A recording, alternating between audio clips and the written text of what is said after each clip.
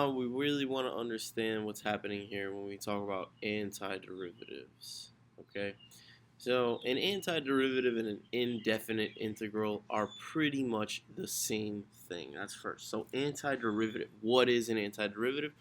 An antiderivative, an antiderivative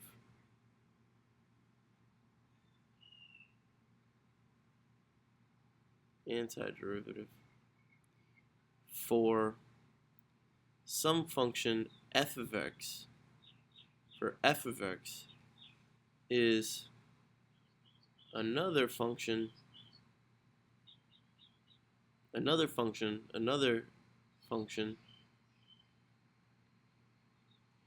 g of x with the derivative of g is f of x. Okay, so this is like this says everything about what an antiderivative is. So an antiderivative for f of x is some other function g of x whose derivative is f. So, for example, right, what would I say here? I could say sine x is an antiderivative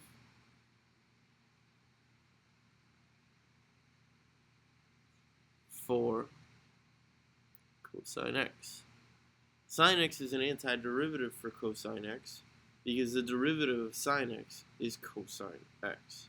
So now let's just do another one real quick. Let's say x squared is an antiderivative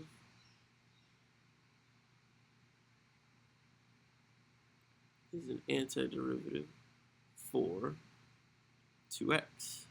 And let's understand why this is true in both cases. Let's really understand. And what we could do is we can rewrite this. And sometimes people call this the indefinite integral symbol. So this here, without any bounds for integration, is called an indefinite integral.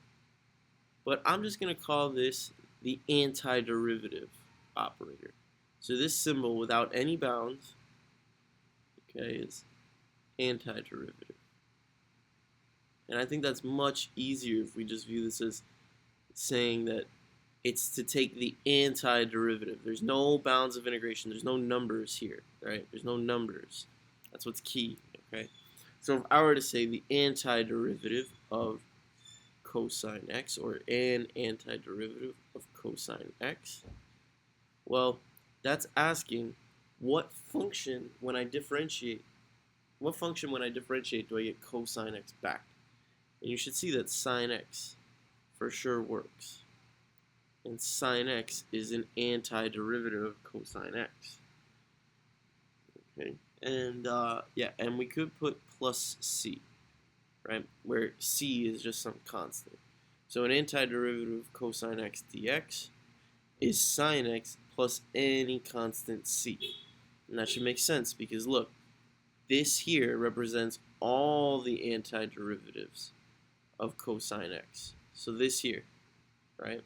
If I differentiate this, I get back cosine x, right? That's making this blue part, an antiderivative of cosine x.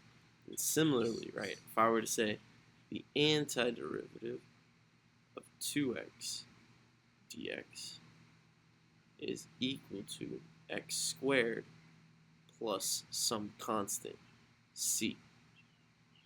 And that should make sense, again, because if I take the derivative of x squared plus c, I get 2x back.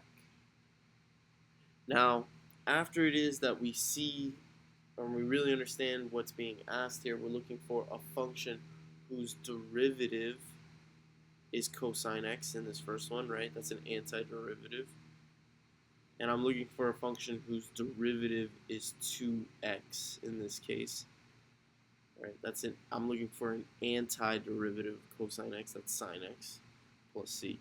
And then an antiderivative of 2x dx is x squared plus c. Okay. Now, let's go through a little bit of the rules. So there's rules here, okay?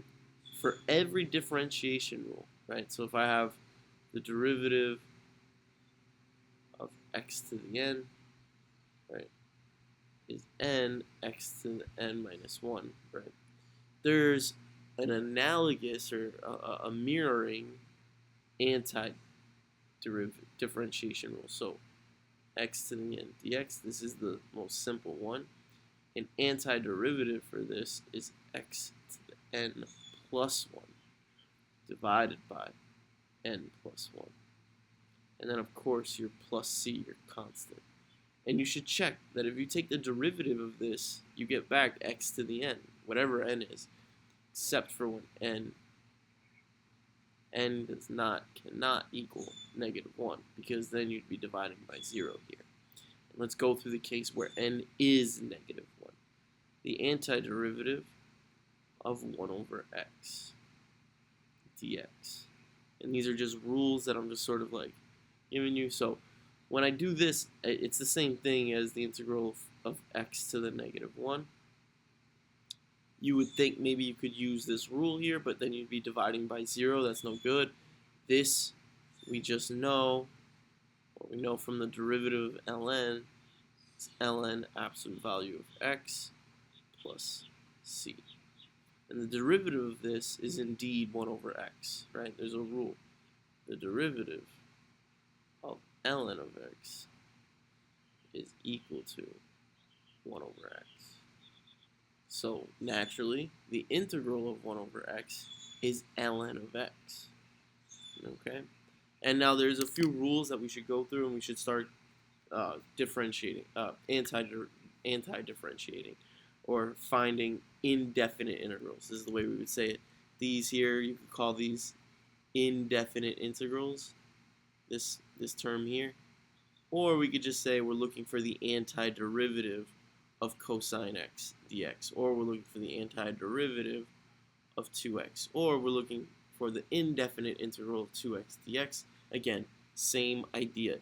I like to say the antiderivative of cosine x dx, antiderivative of 2x, x squared plus c, antiderivative of cosine, sine x plus c. Again, because the derivative of sine x plus c is cosine x. The derivative of x squared plus c is 2x. Now, when it comes to the antiderivatives and finding indefinite integrals or antiderivatives, whatever you want to say, takes practice. Okay? How well you know your differentiation rules is going to be correlated with how well you can do and find an antiderivative. So we need to practice. It takes time, it's a skill, it's an art. It takes time to develop the ability to find antiderivatives.